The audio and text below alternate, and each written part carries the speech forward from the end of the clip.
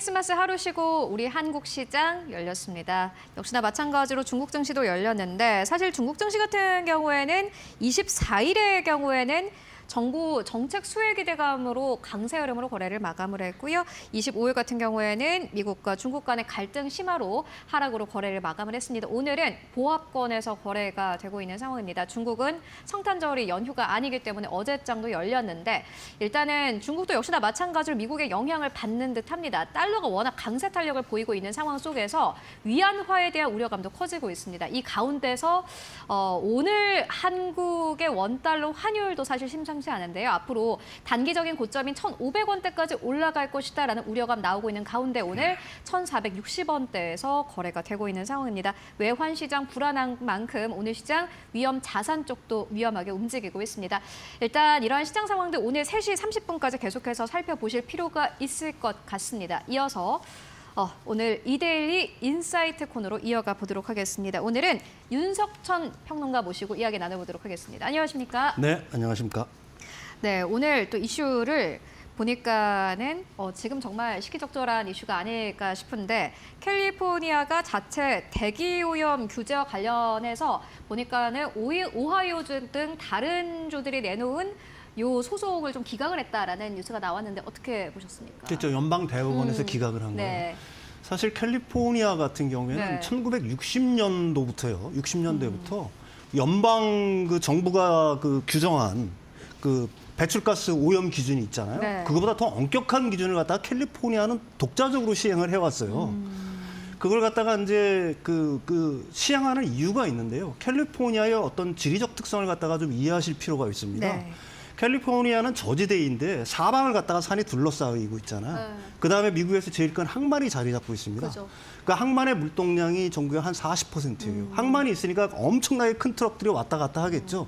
그러니까 오염물질을 많이 내뿜기도 하고요. 아까도 얘기했지만 이 지리적 특성 때문에 이 스모그라든지 오염물질이 밖으로 쉽게 배출이 되지 못하고 있습니다. 그래서 스모그가 굉장히 심해요.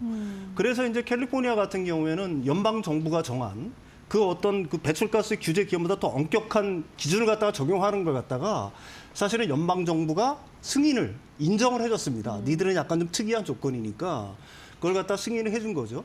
근데 이게 이제 오하이오 중 이제 주로 공화당 지역들, 공화당이 미는 지역들에서는 왜 얘네만 이런 또 특혜를 제공하냐? 사실은 특혜도 아니죠.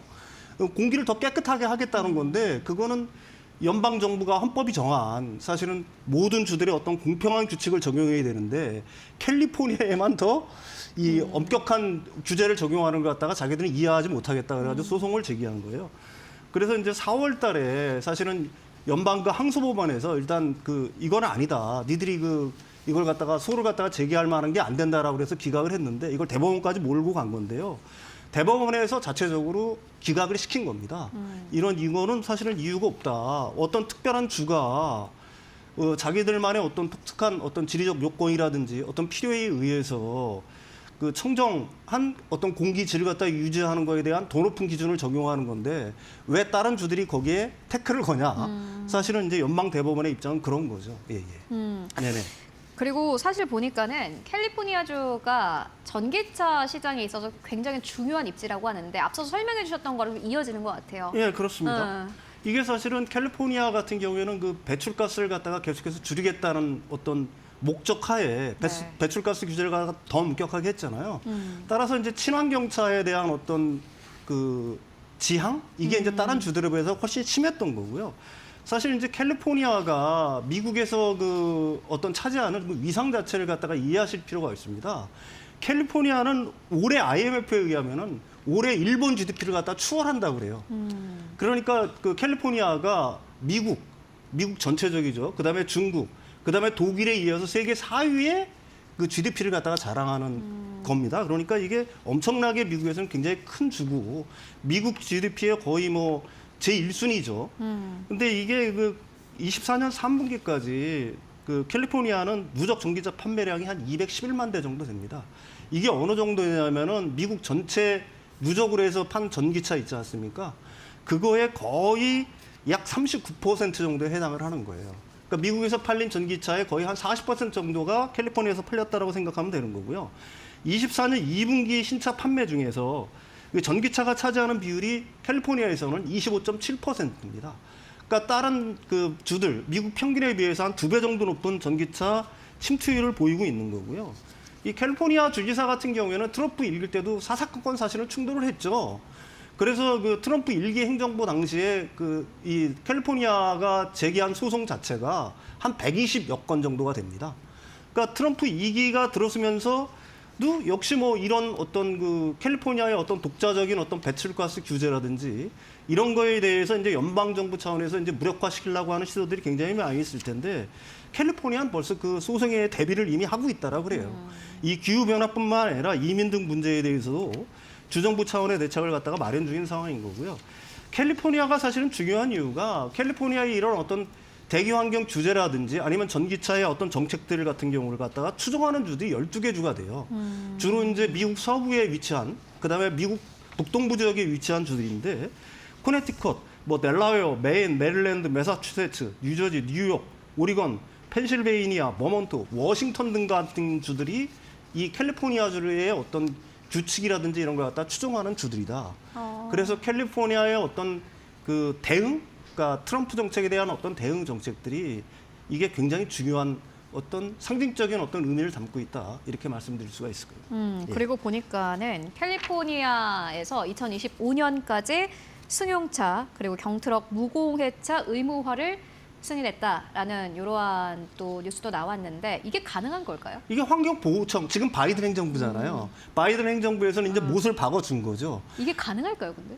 일단은 사실 캘리포니아 주는 이걸 갖다가 보통 그 ACC2라고 그래요. 어드밴스드 클린스카 2 정책이라고 네. 얘기를 하는데 35년까지 일단은 무공해차 100%를 갖다가 만들겠다라고 하는 거거든요. 그러니까 26년은 이 무공해차 비율이 35%로 넘어갑니다. 그러니까 이 제조사들 입장에서 보면 굉장히 부담이 되는 거죠. 가령 무공해차를 35% 이상 팔지 못하면은 그러면 벌금을 내게 돼 있어요, 캘리포니아에 대해서. 그러니까 이거에 대한 어떤 반대 여론들이 굉장히 많은 건데 아까도 말씀드렸듯이 이 바이든 행정부는 이미 그 바이든 행정부의 환경보호청을 이걸 갖다가 허가를 한 겁니다.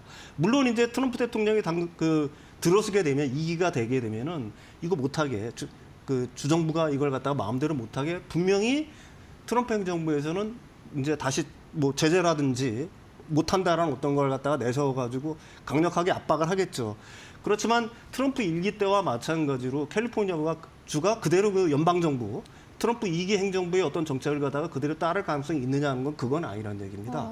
아까도 얘기했지만 미국은 소송의 국가잖아요. 그죠.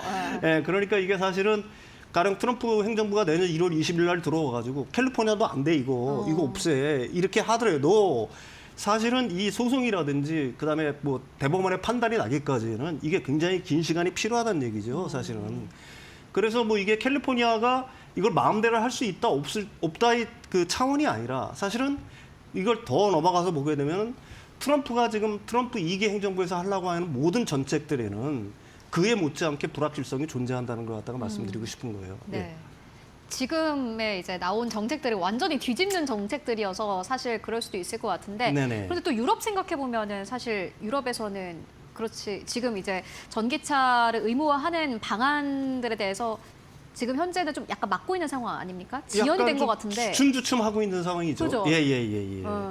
그러면은 한국의 배터리 기업들은 또 어떠한 영향이 있을지 좀 짚고 가도록 하겠습니다. 이거 한국무역협회 브뤼셀 지부가 이게 가장 최신의 보고서예요. 23일 날 이제 보고서가 나왔는데 K배터리가 오히려 25년 후에는 글로벌 점유율을 갖다가 늘릴 거라는 전망을 했어요. 그러니까 이제 그 이유는 뭐 뒤에서 설명을 하겠지만은 일단 그 EU 시장서 그 한국과 중국 간의 그 어떤 배터리 싸움은 더 치열해질 거다. 그렇지만 결론은 그겁니다. 이 그 브뤼셀 지부가 내놓은 결론은 한국 배터리의 우수성, 그다음에 R&D에 대한 어떤 지속적인 투자가 중국과의 경쟁에서 어떤 승기를 잡아나갈 수 있을 거라는 어떤 분석이에요. 그래서 이 보고서의 그 글로벌 리튬 이온 배터리 시장 규모는 이건 글로벌입니다. 네. 20년 400억 달러에서 25년 1200억 달러로 증가할 걸 갖다가 예상을 하고 있고요. 그다음에 그 ESS 시장 자체가 25년에 약 500억 달러 정도 시장 규모가 될 거라고 예상을 하고 있어요. 그다음에 전기차 판매량 같은 경우에는 20년에 300만 대에서 25년에 1,500만 대 이상으로 증가할 거라고 보고 있는 거고요. 그거에 따라서 K배터리의 어떤 글로벌 시장 점유율은 23년 기준 약 30%에서 25년에는 약 40% 이상으로 증가할 거라고 오히려 보고 있는 겁니다. 이게 왜 이런 이제 결론이 나오냐면 사실 북미 지역에서는 중국산 배터리가 거의 이제 어떻게 보게 되면 접근 자체를 갖다가 못하게 막는 거지 않습니까? 미국 그죠. 자체가. 그러니까 북미 지역에서의 확실한 우세. 그다음에 생각보다 유럽 지역에서 한국 배터리의 우세가 좀 점치전다. 뭐 이런 전망을 갖다가 이 한국무역협회 같은 경우에 하고 있다라고 얘기할 수가 있는 거죠. 예, 예. 이렇게 한국의 배터리 기업들까지 함께 짚고 왔습니다. 그렇다면은 좀 다른 질문을 좀 드려봐야 될 것 같은데, 네네네. 캘리포니아에서 만약에 2025년까지 이거 모두 다 바꾸게 된다면은 어느 기업이 가장 수혜입니까? 사실 테슬라 아닙니까? 테슬라는 보조금 안 주겠다고 하지 않습니까? 케빈 뉴섬 주지사가 왜 그러냐면은 그 사실 캘리포니아 주하고 그다음에 그 일론 머스크의 테슬라하고는 좀 갈등이 좀 있죠. 그러니까 일론 머스크가 본사를 갖다가 원래 캘리포니아에 있다가 다른 텍사스로 옮기지 않았습니까? 그죠, 예. 그래서 케빈 뉴섬하고 일론 머스크하고 약간 이렇게 척을 지고 있는 상황이에요. 근데 그게 그냥 단순히 이제 사람 인간 대 인간의 그런 이미지 때문에 가능한 걸까요? 보조금을 안 주고 이런 것들이? 일단 케빈 뉴섬 같은 경우에는 그렇게 공식적으로 얘기를 했어요. 테슬라 전기차 빼고 7,500달러를 주겠다. 그건 뭐 그게 과연 이제 구체적으로 그 사람 말이 얼마나 현실화될지는 모르겠지만 현재까지의 어떤 스탠스 자체는 사실은 그런 거고요. 이 캘리포니아의 그 케빈 뉴섬 같은 경우에는 사실은 이 사람을 갖다가 그냥 우리가 간단하게 그냥 주지사 정도로 생각할 게 아니라 사실은 4년 후에 있을 가장 강력한 미국 민주당의 대선 후보라는 점에 굉장히 큰 의미가 있겠죠. 그리고 이 사람이 이제 그 민주당 쪽에 어떤 가장 강력한 대선 후보가 될 거라는 거는 이 사람의 정책은 굉장히 일관성이 있어요, 사실은. 어떤 정책들이? 그 전기차 보조금 같은 경우도 캘리포니아가 제일 먼저 시작을 했고 2010년부터 23년까지 그 보조금 7,500달러를 벌써 줬습니다, 여기는. 그걸 갖다가 이제 IRA 법에 통합이 되면서 24년도에부터는 안 준 거고요. 네. 그걸 갖다가 그 트럼프 행정부 2기가 들어서면서 7,500달러 보조금을 갖다가 축소한다고 하니까 그 캘리포니아 주세요. 그래, 그럼 우리 다시 되살릴게. 이런 반응을 사실은 나오는 거거든요. 그러니까 이 사람 같은 경우에는 기후 변화에 대한 어떤 그 진보적인 입장, 네. 가령 뭐 이민이라든지 아니면 낙태라든지 이런 것들에 대해서 가장 민주당적이라는 편을 듣고 있는 사람이거든요. 그래서 이 사람이 과연 물러설까 하는 거에서는 의문의 여지가 좀 있습니다. 트럼프 행정부에 어떻게 보게 되면 좀 압력에 굴복해서 물러설까라는 거에는 의문의 여지가 있다는 얘기죠. 왜 그러냐면 자신의 어떤 선명성을 갖다가 트럼프 2기 동안에 훨씬 더 어떻게 보게 되면은 그 드러내면서 자신의 입지를 더 강화할 수 있는 좋은 기회가 될 수 있잖아요, 정치적으로는. 맞습니다. 예, 예. 그런 점을 고려한다라고 하게 되면은 이 캘리포니아, 적어도 캘리포니아와 캘리포니아를 추정하는 11개 주, 총 12개 주 같은 경우에는 트럼프 2기 행정부의 어떤 그 화석 연료를 갖다가 우대하는 정책이라든지 뭐 아니면 기후 변화를 갖다가 약간 좀 완화하는, 늦추는 뭐 이런 정책들에 반발을 해서 자신들의 정책을 갖다가 계속해서 고집할 가능성이 높다는 얘기죠. 예, 예, 예. 이렇게 평론가님께서 이제 설명해 주니까 더 잘 들리는 것 같은데 네네. 말씀처럼 일단은 지금 캘리포니아 주지사가 트럼프와 각을 세우면 세울수록 본인의 정치적인 입지는 더 올라갈 것 같다라는 생각이 들고요. 네, 그렇습니다. 그건 뭐 당연한 거 아니겠습니까? 결국은 이제 선명성 경쟁이 될 수밖에 없는 거고요. 그러네요. 그게 뭐 기존에 그 사람이 안 해오던 정책을 새롭게 하는 게 아니라 기존에 해오던 정책을 갖다가 약간 더 강화하는 것들이니까 네. 아무래도 그 트럼프 집권 내년에 캘리포니아와 미국 연방 정부와의 어떤 갈등, 압력, 싸움 뭐 이런 거는 더 증폭될 가능성이 높겠죠. 그렇게 봐야 될 것 같아요. 그러면 예, 예. 질문 한 가지 더 드리도록 네네. 하겠습니다.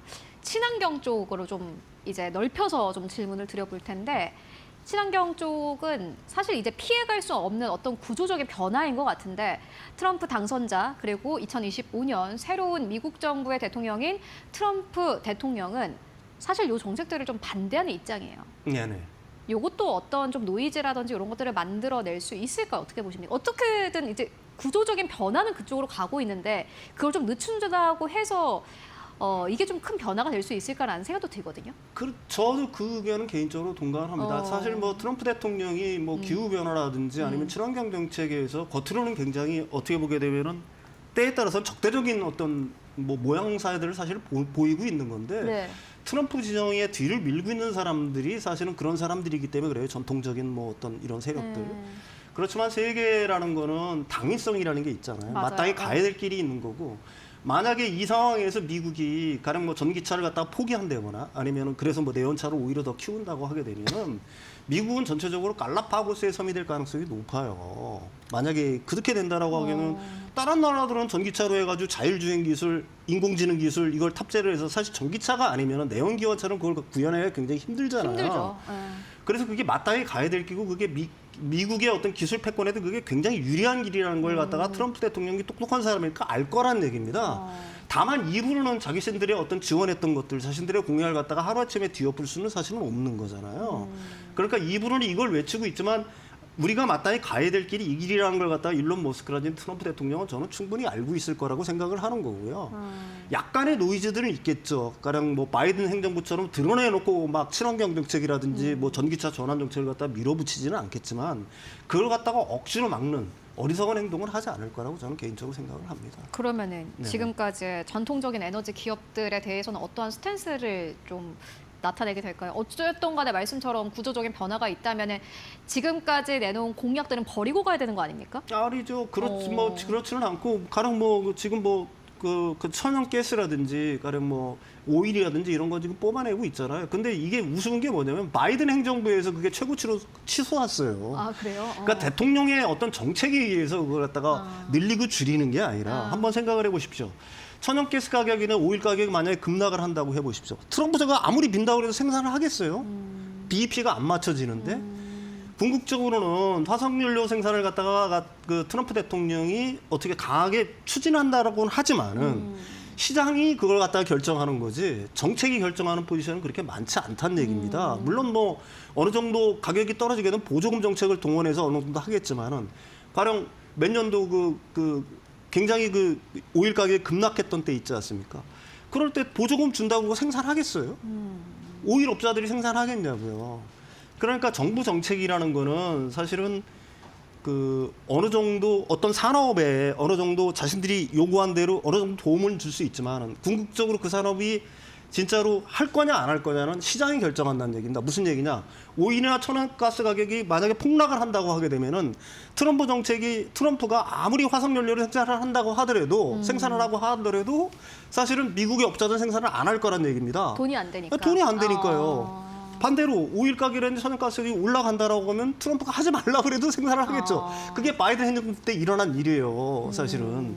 그러니까 그거랑 똑같은 일이 발생할 가능성이 높은 거고요.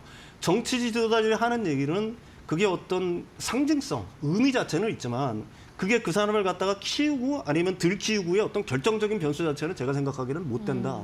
뭐 저는 그렇게 생각을 합니다. 네, 그러면 네. 이제 마지막 질문 하나 드리도록 하겠습니다. 문득 드는 생각이 그렇다면 현대차 기아는 만약에 테슬라에게 보조금을 주지 않는다면은 그게 더 현대차 기아 입장에서는 더 긍정적이고 또 유리한 것 아닙니까? 아까도 말씀드렸듯이 캘리포니아에서만 팔리는 게 미국 전기차의 40%를 지금 팔고 있어요. 전체로. 사실 캘리포니아 안에서 전기차 안 타는 사람들 찾기가 더 힘들다고 하더라고요. 그러니까 그다음에 11개 주를 통틀어서 하게 되면 미국 전체에서 팔리는 거에 60%를 넘어가는 거예요, 사실은. 그러니까 그 주에서만 그 현대 기아차가 이런 어떤 보조금 혜택을 계속 받으면서 팔린다고 하더라도 제가 생각하기에는 그렇게 큰 타격이 없는 거고요. 만약에 테슬라가 캘리포니아에서 진짜로 보조금을 안 줘가지고 덜 팔린다라고 하게 되면은 그 틈새 자체를 갖다가 우리나라 기업들, 현대기아차라든지 아니면 기타 다른 전기차 업체들이 그 시장 자체를 어느 정도 진입할 수 있는 뭐 그런 가능성은 얼마든지 있을 수가 있겠죠. 그렇게 봐야 될 것 같은데요. 예. 네, 알겠습니다. 네네. 전기차 그리고 관련된 법안 이야기 함께 나눠보고 왔습니다. 일단 구조적으로 봤을 때는 전기차 시장이 앞으로 더 커질 수밖에 없다라는 생각이 들고 또 말씀처럼 캘리포니아가 지리적인 특징도 그렇고 미국인들은 사실 본인들의 가라지가 있지 않습니까? 거기서 전기차 충전만 하면 되는데 일단은 구조적으로 그렇게 변할 수밖에 없는 상황이다라는 부분 함께 짚고 왔습니다. 지금까지 윤석천 평론가와 함께 이야기 나눠봤습니다. 말씀 고맙습니다.